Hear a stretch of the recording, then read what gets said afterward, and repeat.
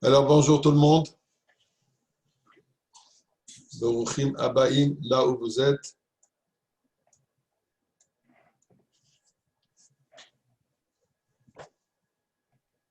Il y a une Gemara qui nous raconte que Yeravam ben Nevat,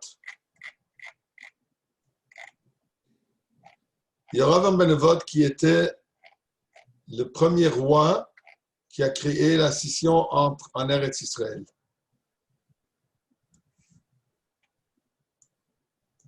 Où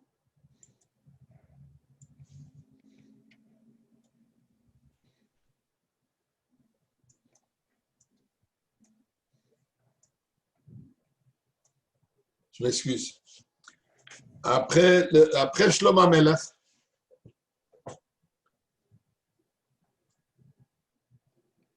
le fils de Shlomo HaMelech, Rechavam, a pris le règne. Mais malheureusement, il a utilisé une main extrêmement forte, dure, au point que ça a causé une révolte au sein de Am Israël. Yeravam ben Nevat, qui était un officier d'abord dans l'armée de Shlomo HaMelech, où le prophète Achi Hashiloni lui avait dit que lui, il pourra prendre le règne, condition qu'il va suivre Torah et Mitzvot. Il a réussi à révolter le peuple contre Rechavam, dû à son comportement envers Am Israël à cette époque. Et il a réussi à influencer 10 tribus, sauf la tribu de Yehuda et Binyamin. C'est eux deux. Yehuda et Binyamin sont restés fidèles à Rechavam malgré les difficultés.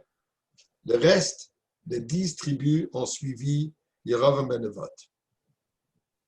C'est ce qui a créé les deux royaumes, Malchut Yehuda et Malchut Israël. Le royaume de Yehuda et le royaume d'Israël qui s'est établi à cette époque en Eretz Israël.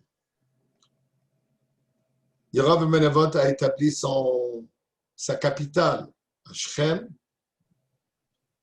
et il a essayé de s'assurer que tout le monde le suive là-bas. Mais il a compris qu'il ne pourra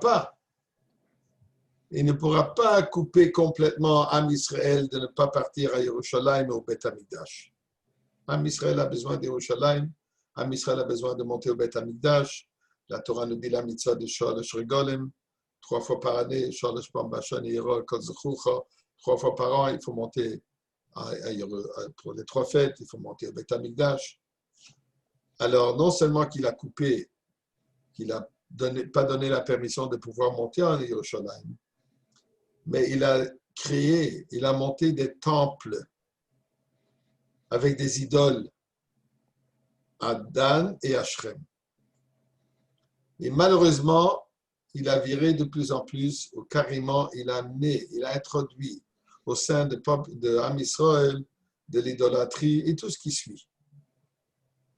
Au point que Yeravam ben Nevat est considéré le symbole de la personne qui a choté ou marty et arabi. Malgré cela, malgré le fait qu'il était ce qu'il était, le Midrash, le prophète de nous dire après un événement quelconque qui est apparu, il a, malgré tout cela, il a quand même décidé de continuer dans ses voies complètement fausses. Nous dit la Gemara, c'est quoi cet Acharet Varimaïl? Et là, la Gemara nous dit que Dieu a appris comme manière de parler, Kaviachon. Le vêtement, le levouche, il a attrapé le levouchim de Yeravam ben Nevat. Le levouche, comme on a parlé, comme on étudie maintenant dans le Tanya, qui veut dire son comportement extérieur, sa marchava dibur maaseh. Dieu l'a pris par sa marchava dibur maaseh et lui envoie le message. Chazor bach, fais teshuva, reviens. Retrace tes pas, reviens ce que tu étais, un homme religieux. Un homme qui t'a dit que tu pourras régner, mais il faut que tu règnes d'après la voie de Torah mitzvot. Et bien sûr, si lui serait retourné, si lui il aurait fait teshuva, tous ceux qui ont suivi dans son chemin erroné seront revenus. Et Dieu lui dit, si tu fais la teshuva, j'ai une offre à te faire, une offre que pas tout le monde reçoit. Et l'offre que Dieu lui a fait, Ani va'ato uben yisha netayel began Eden. Donc moi Dieu et toi et Ben Yishai, David Ben Yishai, nous allons nous promener ensemble dans le Gan Eden. Vous vous rendez compte? Dieu dit à Yeravam ben Nevat, tu fais la teshuva, tu seras à mes côtés dans ton cheminement, dans ta promenade au Gan Eden. Yeravam ben Nevat a demandé à Kadosh Baruch Hu, Mi Barosh, qui sera premier? Donc après toi, est-ce que ce sera moi ou ce sera Ben Yishai? Donc David. Dieu de lui dire, non, David vient avant toi, mais toi tu seras le prochain. Toi tu seras le second. Alors il lui dit non, je ne fais pas, et malheureusement il n'a pas fait la teshuva et il est resté ce qu'il est resté. Ensuite, il y a une éviction, son fils va mourir, tout plein de choses qui sont avérées. Et lui, il est resté, malheureusement, sans teshuva. Qu'est-ce que ça représente? C'est quoi ce concept? Comment est-ce qu'on peut dire, c'est quoi cette erreur qu'une personne, imaginez-vous qu'une personne, quelqu'un, Dieu vient lui dit, écoute, comporte-toi comme il se doit et tu vas te promener avec moi dans le Gan Eden. Il refuse. Il s'attend mieux que ça. Est-ce qu'il pense qu'il pourra accomplir plus que ce que Dieu lui offre maintenant? Donc, c'est quelque chose qu'il faut comprendre. Habituellement, l'explication qu'on donne, comme il y a marqué, que la ga'ava, l'orgueil de Yeravam ben Nevat lui a tellement aveuglé qu'il n'était pas capable même de voir à travers ça. Mais bien sûr qu'il faut voir ça d'une manière beaucoup plus profonde. Et l'Alter Rebbe, dans le Torah Or de la paracha de la semaine dernière de Vayigash, il rapporte cette histoire. Et l'Alter Rebbe nous explique dans le Torah Or que là-dedans, dans cette histoire, dans cet événement, se déroule le conflit entre Yehuda et Yosef. Ça veut dire, dans la paracha de cette semaine, nous voyons, vous avez le texte devant vous, paracha de Vaïchi.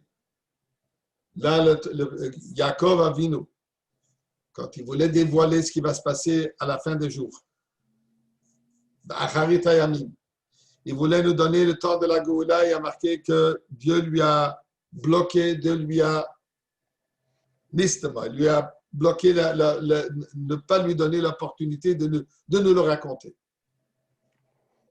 Alors là, il commence à bénir ses enfants. Il arrive à Yehuda, il lui dit, parmi les psukim, le dernier verset, le verset Yud, Yaakov lui dit la chose suivante, la promesse, la prophétie. Lo yasu shevet mi Yehuda. Le sceptre, donc le sceptre de royauté, n'échappera jamais à Yehuda. Ou mechoket mi ben raglav, ni l'autorité de sa descendance, comme il explique. Ça veut dire les Talmidei Chachamim, c'est lui qui va les diriger. Ad ki yavo Shilo, jusqu'à, comme il dit, l'avènement du Pacifique, velo yikatamim auquel obéiront les peuples. Rashi nous dit sur le pasuk Ad ki yavo Shilo. Qu'est-ce que ça veut dire Ad ki yavo Shilo? C'est dommage que dans la traduction, on ne traduise pas comme Rashi le dit. Mais comme il dit, Melech HaMashiach, jusqu'à que Mashiach arrive, Shahamelucha Shelo. Puisque la royauté a été promise donc à Yehuda et qui restera toujours avec lui. C'est le royaume La royauté restera toujours avec Yehuda, puisque la promesse de... Donc, puisque Melech HaMashiach, nous dit Rashi, est un descendant de Yehuda, David HaMelech, David Ben Ishai, retourne jusqu'à Yehuda. Donc, qu'est-ce que le passage, qu'est-ce que Jacob nous dit ici? Que la Géoula, le temps de la Géoula, Melech HaMashiach, qui lui-même, il est l'homme absolu, qui va nous amener la perfection de chacun de nous, ceci vient à travers Shevet Yehuda. Donc, qu'est-ce que nous voyons ici? Que c'est Yehuda qui mène, qui dirige, qui a le vrai bon chemin que nous devons tracer. Pourtant, c'est une question qui se pose. Quand on commence, on regarde dans la paracha de Vayigash, la paracha de la semaine dernière. Là, on trouve que quand Yosef, avant que les frères ont réalisé que lui, il est Yosef, et qu'il les a accusés de vol, accusé particulièrement Binyamin, en disant que Binyamin va devoir rester emprisonné chez lui. Les frères, ils peuvent partir puisqu'ils sont innocents, mais Binyamin, chez qui on a trouvé dans son sac ce fameux gobelet, ce fameux kos, soi-disant le kos de la clairvoyance de Yosef. Donc, pour cela, il devra purger une punition, une peine de prison et d'être esclave à Yosef. Yehuda, qui a promis à Yaakov, je te garantis que je vais te le ramener, il est prêt à confronter Yosef. Vayigash elav Yehuda. Et comme le Mefarshim nous explique, c'est pas qu'il s'est présenté de lui comme prier, demander, plaidoyer, mais il lui parle avec toute sa force. Mais il lui dit quoi? Bi Adoni. Vayomer, il lui dit Bi Adoni. De grâce, Seigneur. Malgré le fait qu'il est prêt à se battre, comme il y a marqué, le Midrash nous raconte qu'il a dit à Naphtali, va compter toutes les rues, combien de rues il y a en Mitzrayim, on va tous les détruire. Si c'est nécessaire, on part en guerre. À la guerre comme à la guerre. Mais pour l'instant, il lui parle poliment, mais avec toute certitude, avec toute force. Bi Adoni. Yeda Berna Abdacha Davar Bosne Adoni. Je vais te parler. Mon Seigneur, mon maître, je vais te parler. Et ne te vexe pas. Valicha Aprabavdecha, ne te mets pas en colère. Qui kamocha que Paro, puisque toi, tu es pour moi comme Pharaon. Et là, tu as différentes explications. Une explication qui dit, écoute, je te respecte autant que Pharaon, d'autres qui disent je ne te respecte pas plus que Pharaon, ni je te respecte lui, ni je te respecte à toi. Et donc, il lui donne un message très clair de écoute mon cher, tu as intention de m'écouter. Et il lui dit, qu'est-ce qu'il lui dit? Et là, il lui dit, écoute, j'ai juré que je vais ramener mon frère et c'est ce qui va s'avérer. On connaît le reste de l'histoire, on ne va pas rentrer maintenant là-dedans. Mais de quelle manière il lui parle? Bi Adoni. Il lui appelle mon maître, mon seigneur. Yehuda lui parle avec tout courage. Malgré le fait que son courage est total, tout de même, il considère cette personne, qui s'avère qu'est Yosef, mon maître. Donc, d'une certaine manière, malgré le fait que Jacob a promis la royauté à Yehuda, même si ceci était plus tard, mais c'est pas le fait que Yehuda, il est Yehuda, quand même, il adresse la parole à Yosef en reconnaissant que Yosef est son supérieur. Chose qu'il faut comprendre. On continue. On regarde dans le texte de l'Haftara qu'on a lu à Vayigash la semaine dernière. Là, il dit la chose suivante. Yecheskel, le prophète Yecheskel, Vahid bar Hashem elai lemor. Dieu adresse la parole à Yecheskel à Navi. Va'ata, toi, Ben Adam, kach lecha etz echad, prends une pièce de bois. Uchtov alav, écrit là-dessus le Yehuda, ou velivnei Israël chaverav. Tu vas écrire là-dessus, tu vas graver, tu vas écrire sur ce morceau de bois, tu vas écrire ici le nom de Yehuda et Bnei Israël.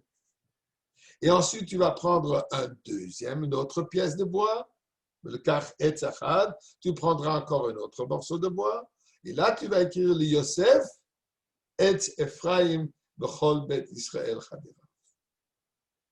Sur l'autre, tu vas marquer Yosef, la branche d'Ephraïm et tout le peuple juif. Au bechol bet Israël chaverav. Ici, tu écris Bnei Israël, ici, tu écris Bet Israël. Par entrée, maintenant, bien sûr que ça représente quelque chose de très important. Donc, il y a deux morceaux de bois. Sur un, il y a marqué Yehuda. Sur l'autre, il y a marqué Yosef. Et qu'est-ce que tu vas faire?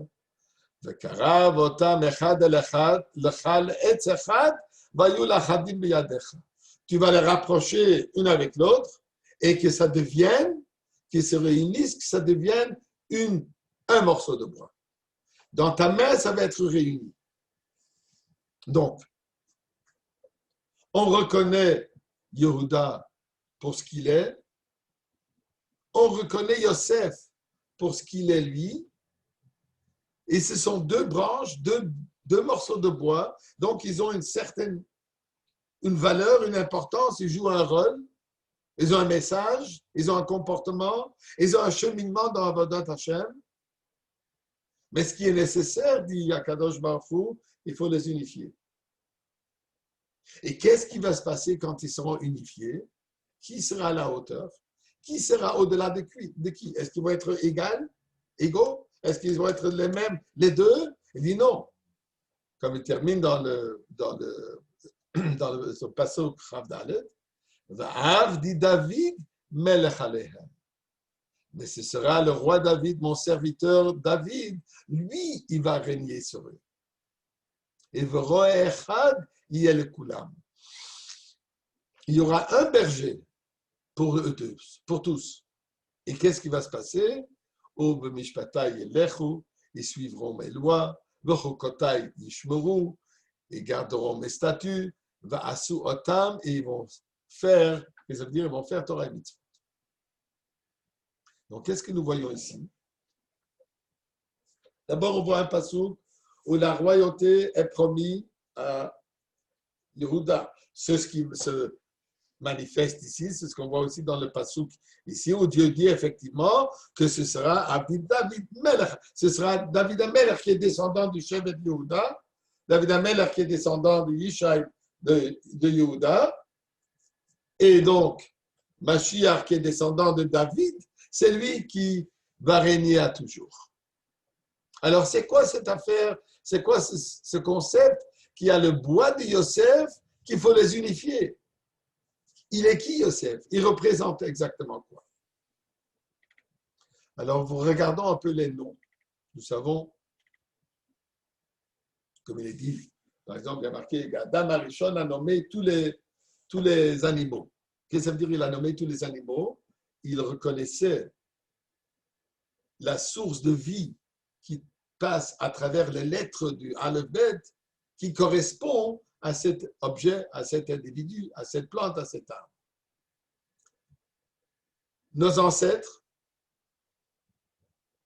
les noms qu'ils ont donnés, chaque nom représentait pas juste une adresse quelconque avec quoi l'appeler, mais ça représente le caractère de la personne. Comme l'Alter Rebbe explique dans le Tanya, il y a Shem HaToar et Shem HaMushal.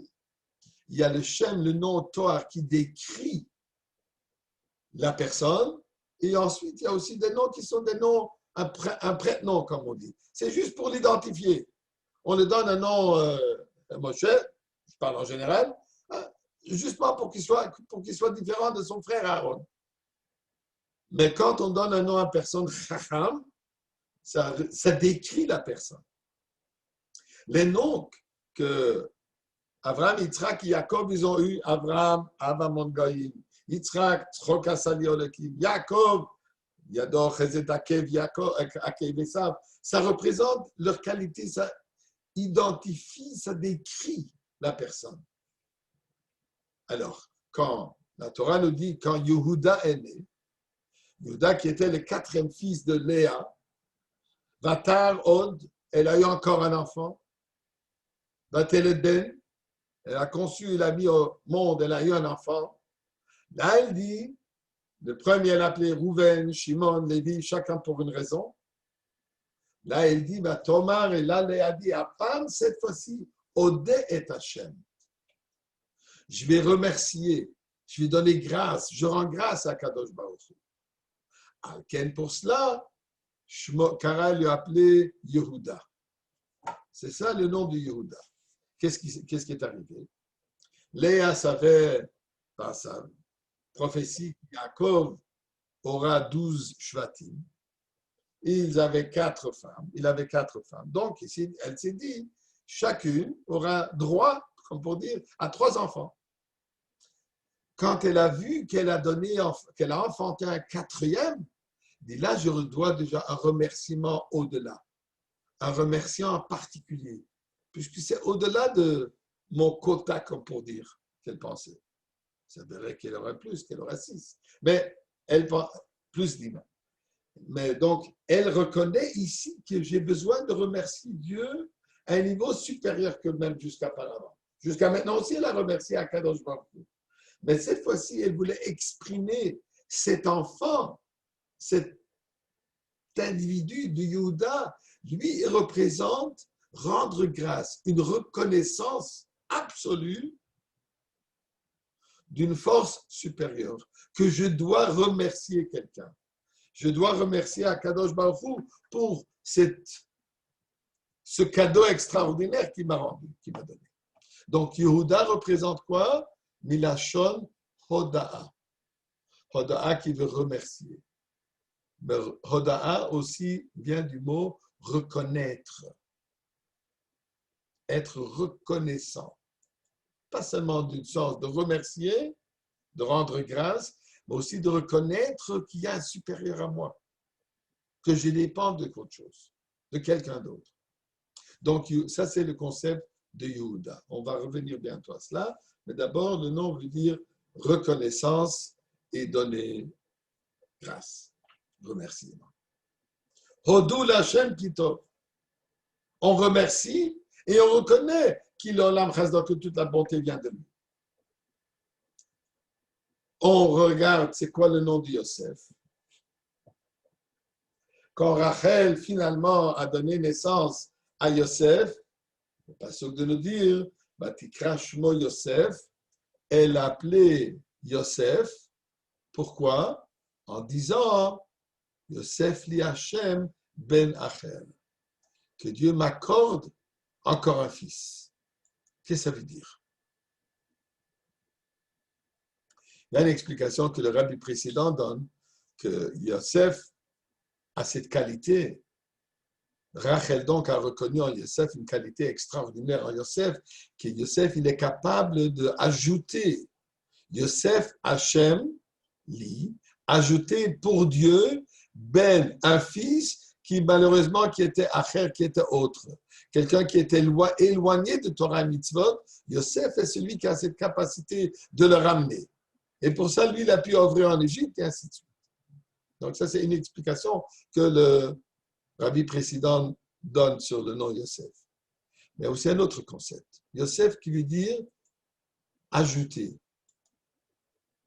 Ajouter représente un rajout à soi-même aussi. Ajouter dans son implication divine. Ajouter dans son rapprochement avec Akadosh Baruch Hu. Ajouter dans son unification avec Dieu. Son amélioration. Donc, Yosef représente un ajout. Ajout de soi-même.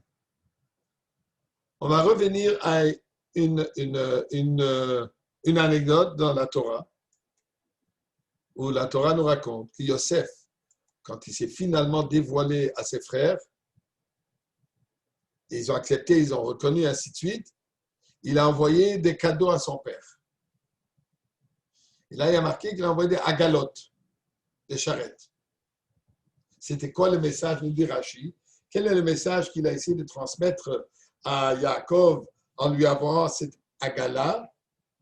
Et Rashi qui voulait le montrer qu'il se souvient de du dernier sujet de Torah que Yaakov lui avait enseigné juste avant qu'il a été pris en prison, jusqu'avant qu'il a été envoyé en Égypte, vendu au Midianim pour arriver finalement en Égypte. C'était la halakha de la mitzvah de Egla Rufa. C'est quoi Egla Rufa?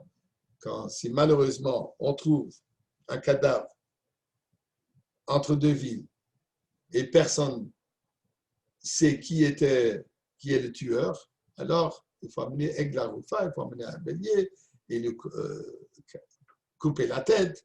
Et la mitzvah de Egla Rufa.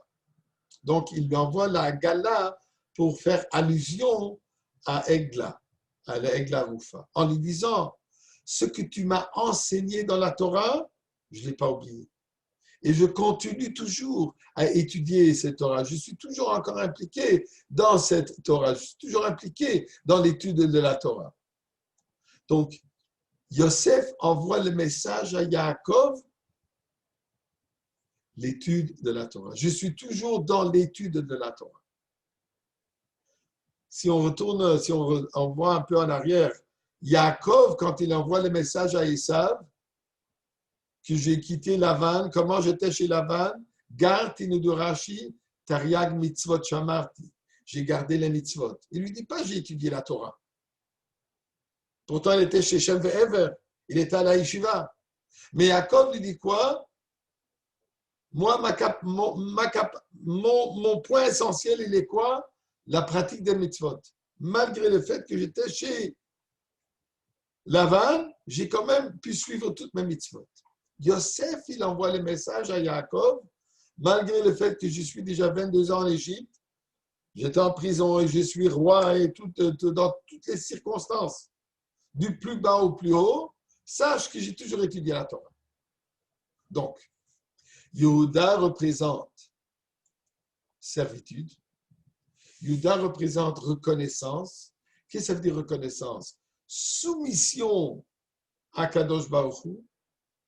La vraie soumission qui se manifeste dans la relation entre Dieu et nous, c'est à travers les mitzvot. Puisque dans l'étude de la Torah, on étudie la Torah. On s'unifie avec Akadosh Baruch Hu par l'étude, comme l'Alter Rebbe explique dans le Tanya, qu'il n'y a pas d'union plus forte possible avec Dieu que par l'étude de la Torah, puisqu'on est complètement imprégné par la Torah et la Torah qui est imprégnée en nous. Mais malgré tout cela, c'est quand même limité, c'est dépendant de ma compréhension, de ma sagesse, de ma connaissance, de ma chorma, de mon intelligence. Je suis capable d'étudier la Torah tant que je peux comprendre moi. Et chacun comprend d'une autre manière et chacun comprend à son niveau. Donc, ça représente quand même une certaine limite par rapport à ma relation avec Akadosh Baruch Hu. Pourquoi? Puisque c'est moi qui se manifeste. C'est mon intelligence qui se manifeste dans l'étude de la Torah. Tandis que quand on parle des mitzvot, là c'est Hoda'a, une reconnaissance absolue. J'agis puisqu'on me dit d'agir, puisque j'ai une obligation d'agir. Je fais la mitzvah puisque Dieu me dit de faire. Si je comprends ou je ne comprends pas, la mitzvah, elle est toujours faite. Dans la compréhension de la Torah, si je ne comprends rien, je n'ai pas fait de mitzvah, je n'ai rien compris. Mais dans la pratique, j'ai fait la mitzvah, si j'ai lu les paroles, il y a l'acte de la mitzvah de Torah. Mais la compréhension de Torah dépend de ma compréhension. Donc, c'est limité à mon expérience, à ma capacité. Tandis que dans la pratique, dans la mitzvah, là, il n'y a pas de limite. Elle est absolue. Pourquoi? Je fais puisque Dieu dit de te faire. Si j'ai compris pourquoi je dois mettre filin ou je n'ai pas compris, ça ne change pas dans la mitzvah elle a été accomplie. Si je comprends pourquoi je dois allumer les bougies, je ne comprends pas. Si je sais toutes les kedusha qui se manifestent au monde à travers les bougies que j'allume Shabbat, la femme donc, Si je le sais ou je ne le sais pas, ça ne change pas, la mitzvah elle a été faite. Donc, Yehuda représente une reconnaissance d'une existence et une soumission au-delà de moi. L'abnégation totale de soi. En termes très simples d'hébreu, bitul hayesh. La soumission de soi, l'abnégation de soi. Tandis que Yosef ne représente pas l'abnégation de soi. Yosef représente ma connaissance, mon niveau, je suis celui qui comprend. Donc, ça sont les deux aspects, ça sont les deux manières de servir à Kadosh Baruch Hu, les deux chemins d'Avodat Hashem. Yehuda, mitzvot, Yosef, Talmud Torah. Quel est plus important? Quel est supérieur? Est-ce que c'est l'acte? Nous savons dans un endroit, il y a marqué Amassé ou Aïka. L'essentiel, c'est l'action. Notre côté, nous disons tous les matins, le Talmud Torah Keneget Kulam. Alors, c'est quoi? Alors, il y a une Gemara intéressante dans la Gemara Kiddushin qui pose cette question. Et la Gemara de dire la chose suivante.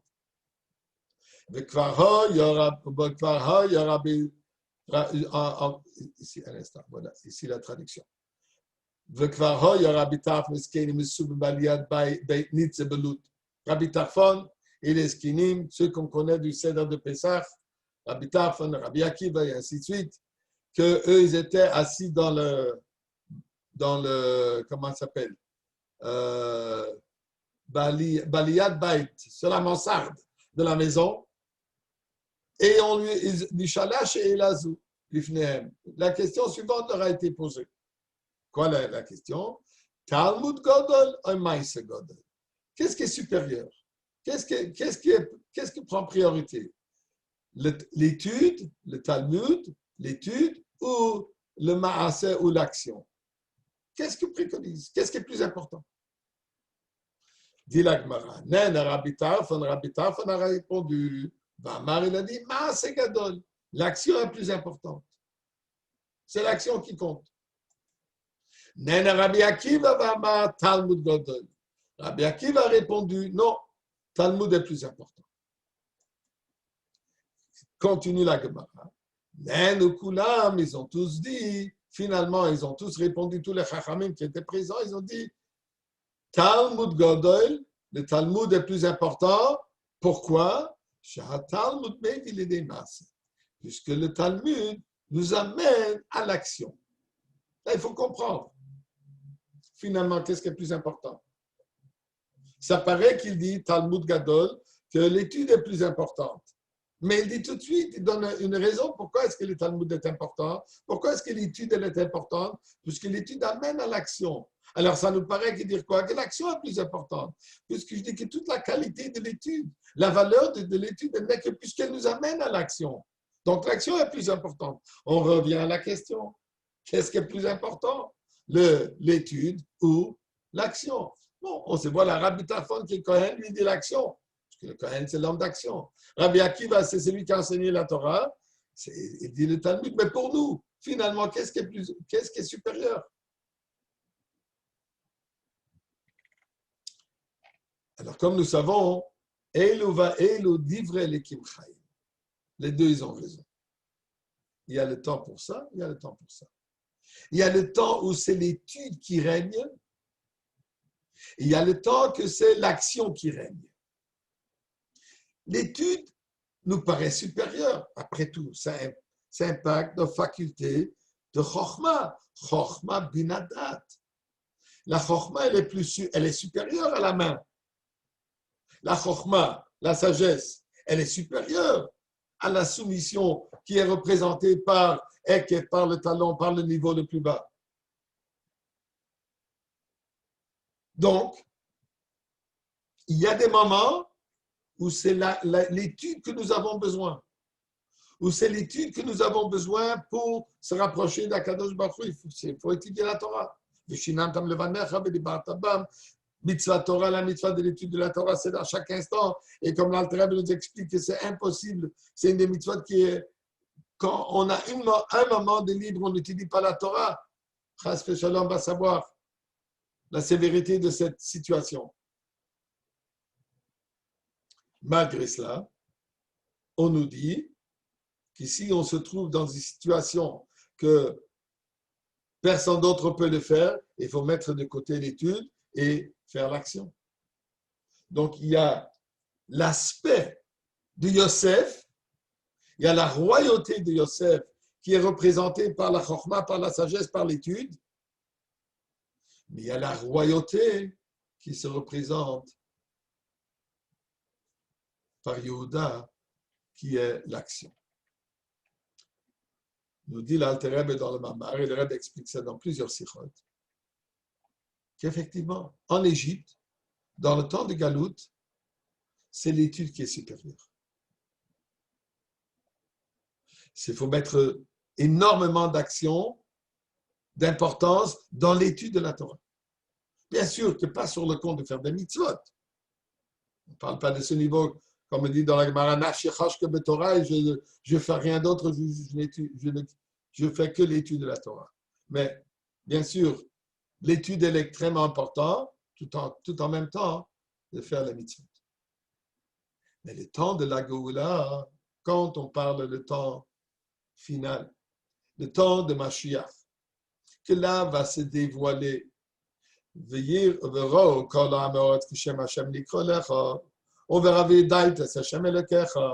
ce sera le moment que la parole de Dieu sera dévoilée, comme dit le Rambam, que la présence divine sera dévoilée, comme l'océan qui est complètement recouvert entièrement de l'eau. De la même manière, l'univers entier sera recouvert avec la présence divine. Là, qu'est-ce qui va se dévoiler? Là va se dévoiler la qualité particulière du bitul, de notre soumission, de l'abnégation de soi, de Yehuda. Puisque en réalité, avec la soumission absolue de nous, on peut atteindre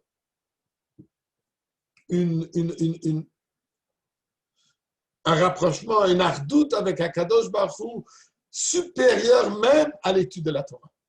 Pourquoi? Puisque, comme il y a marqué chez Moshe Rabbeinu, c'est quoi le titre que Dieu donne à Moshe Rabbeinu?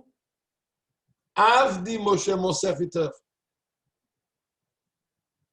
Le plus grand compliment que Dieu peut donner à Moshe Rabbeinu, pas qu'il est chacham, qu'il est le navi le plus important, non, non. Eved, c'est mon serviteur. Et c'est pour ça que David Amelech aussi a marqué Avdi David. La qualité de David Amelech, malgré le fait qu'il était le plus grand sage de son époque, que Sanhédrin lui posait les questions, tout de même, il est resté humble. Son humilité absolue, Avdi David, l'abnégation de soi, la soumission totale vers Akadosh Baruch Hu, c'est ça qui nous mène au temps de la Goula. Et c'est ça la qualité de David, de Mashiach. La qualité de Mashiach, elle est qu'il a une telle soumission, une telle anava, une telle abnégation de soi, que malgré le fait qu'il est supérieur même à Moshe Rabbeinu, qu'il est supérieur à la nouveau de Moshe Rabbeinu, c'est celui qui va nous dévoiler la Torah Chadasha, la nouvelle dimension de Torah qu'il n'y a que lui qui connaît pour l'instant. C'est lui qui va nous dévoiler. Donc, malgré le fait de cette connaissance de Torah à un niveau qui n'a personne atteint jusqu'à présent, malgré cela, il reste toujours Eved. Il reste toujours dans son humilité, dans son abnégation de soi absolue, totale. Revenons à Yeravam ben Nevat. Yeravam ben Nevat, il était du Shevet Ephraïm. Yeravam ben Nevat était de Yosef. Que pour lui, il posait la question, quand on va se promener dans le Gan Eden, qu'est-ce qui va se manifester? Comment est-ce que je vais, comme Dieu lui dit, il y a moi et toi, nous allons nous promener ensemble. Comment je vais me promener avec toi? Avec ma connaissance de Torah ou avec ma soumission? Est-ce que ce sera la Torah que je connaissais? Et Yeravam ben Nevat est un géant de la Torah. Est-ce que va se manifester ma connaissance et ma relation avec toi à travers de cette sagesse, à travers la chokhma, ou alors à travers l'abnégation de soi, le bitoul de moi. Il dit à Kadosh Baruch Hu, non. On va se promener ensemble. Mais Ben Yishai vient avant toi. Yehuda vient avant toi. C'est le bitoul qui va t'amener à te promener avec moi. Dit Yerov Menevod, je ne suis pas capable. Je ne suis pas capable. Je suis descendant de Yosef, pour moi c'est la chorma. Ici, ce n'est pas la chorma qui préconise. En bon anglais, Amarafet. Je ne suis pas là. Donc, ce n'était pas une gava, un orgueil stupide. C'était toute son existence, si on veut. Son essence, qui était une essence d'étude de la Torah, il n'était pas capable à se soumettre à l'action qui est pour lui de moindre valeur. Qu'est-ce qui se passe aujourd'hui? Aujourd'hui, à la veille de la Géoula, nous voyons un sort de paradoxe. Quand on regarde le Rabbi, géant de Torah s'empare à personne. Personne qui peut atteindre au niveau de la connaissance du Rabbi dans Torah, dans tous les aspects de la Torah. Il n'y a aucun cachet. Il n'y a rien qui est voilé au Rabbi. N'importe qui rentrait chez le Rabbi pour étudier, discuter un sujet de Torah, tu avais l'impression, je parle des Go'onim, qui ont l'impression que c'est exactement ce sujet que le Rabbi est en train d'étudier et il le connaît à fond. Il y a une histoire extraordinaire avec le Rav Hirschprung de Montréal. Rav Hirschprung, il était connu, renom mondial, qu'il connaissait toute la Torah, tous les chasses. Quand ils appellent ça à l'aiguille. Qu'est-ce que ça veut dire à l'aiguille? On prend un sefer, on ouvre une page et tu mets une aiguille et tu demandes à la personne dans 10 pages d'ici, quel mot est-ce qu'il y a? Rabbi Hirschprung, Rav Pinchas Hirschprung, était capable de faire ça dans tous les chasses. Et je peux vous dire, moi-même, je l'ai testé un jour. Pas rentrer dans les détails. Un jour, j'ai dit, Rav Hirschprung, je veux te donner un test. Toujours, c'est toi qui me testes. Maintenant, moi, je vais te tester. J'ai sorti une Gemara, la première Gemara qu'il y avait, c'était une Gemara Baba Batra, si je ne me trompe pas. J'ai ouvert une page d'ici, 15 pages. Quel mot? Non seulement quel mot, quelle lettre, il m'a dit. À 3 reprises comme ça. Ça, c'était Rav Hirschprung. Rav Hirschprung était de la yeshiva de Lublin, la fameuse yeshiva Yachal, que pour entrer dans cette yeshiva, il fallait connaître 400 pages de Gemara par cœur. Et Rav Hirschprung était parmi ceux, était celui qui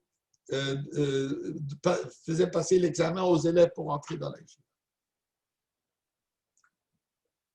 La première fois que Rav Hirschprung était chez le Rabbi, bien sûr, le Rabbi et Rav Hirschprung, tous les chasses, toute la Torah volent aller-retour.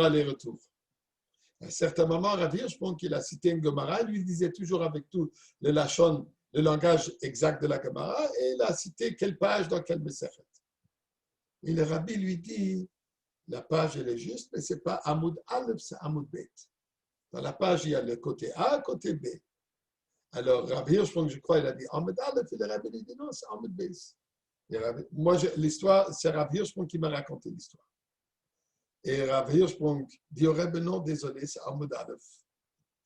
Le Rebbe dit avec un petit sourire, une expression de la Gemara, mais c'est fait venir ça. On va prendre la Gemara, on va vérifier. Non, on a ouvert la Gemara et le Rebbe avait raison. Rav Hirschprung est resté surpris.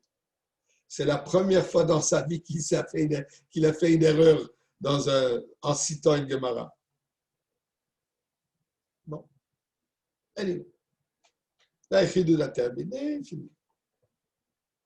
Quand il m'a raconté cette histoire, Rav Hirschprung me dit, je vais te dire la vérité, moi, je n'ai jamais fait d'erreur dans la Gemara. Et ce n'est pas ma grandeur. Dieu m'a donné une mémoire exacte, comme on appelle photogénique, une mémoire j'oublie le mot en français, photo. J'oublie rien. C'est un don que Dieu m'a donné. Je vois quelque chose, je me souviens. Ce n'est pas que j'ai dû faire des efforts. Et là, il me dit, Dieu m'a donné le zchut de faire une erreur pour que je puisse devenir un chassid du rabbi. Autrement, je ne serais pas son chassid. Il est géant dans la Torah, moi aussi je connais un peu. Là, quand Dieu m'a montré que j'ai fait une erreur, ça n'était pas pour lui. Je ne fais pas d'erreur. Mais c'était tout simplement pour que Dieu me donne, pour que j'ai le zchut de pouvoir devenir le chassid du rabbi. Et effectivement, ensuite, il est devenu un grand chassid du rabbi. Donc, le génie du rabbi, la connaissance de la Torah du rabbi, s'empare. Tout en même temps, qui s'occupe de quoi? Des actes. Nous encourager d'allumer les bougies de Shabbat, nous encourager de distribuer les menorahs de Hanouka, et nous encourager les mitzvot. Chacun qui passe devant le rabbi, en grande majorité, fait telle mitzvah, fait cette mitzvah, fait cette mitzvah, fait cette mitzvah, fait cette mitzvah. Pourquoi? Parce qu'étant donné que nous arrivons, nous sommes en train de vivre les dernières secondes de Galout et le dévoilement de Mashiach. Et comme chassid, nous croyons que le Rebbe, lui, c'est Melech HaMashiach. Alors en lui se manifestent ces deux aspects. C'est ce qu'on a étudié, que Echad Be'echad, les deux bois, le bois de Yosef et le bois de Yehuda, le bois de Yosef qui est l'étude de la Torah, la connaissance de la Torah, le bois de Yehuda qui sont les mitzvot, ils deviennent un bois. C'est devenu une chose. Mais qui va régner? Le zchut, l'absolu, c'est quoi? Le descendant de Yehuda, puisque finalement, c'est la soumission, c'est le bitoul, c'est l'abnégation de soi, la reconnaissance d'Akadosh Baruch Hu, qui est la qualité absolue. Que Dieu nous aide, qu'on voit déjà la Géoula finale, que le Rebbe nous mène déjà dans la Géoula. Et là, Yorav Benevot sera présent aussi, puisque chacun, le Yidach, Mimenu Nidach, Mashiach va sortir chacun, même Yorav Benevot, et bien sûr que là, il va reconnaître la vérité. Que Dieu nous aide, que nous le méritons aujourd'hui même. Kol Tov, bonne journée tout le monde.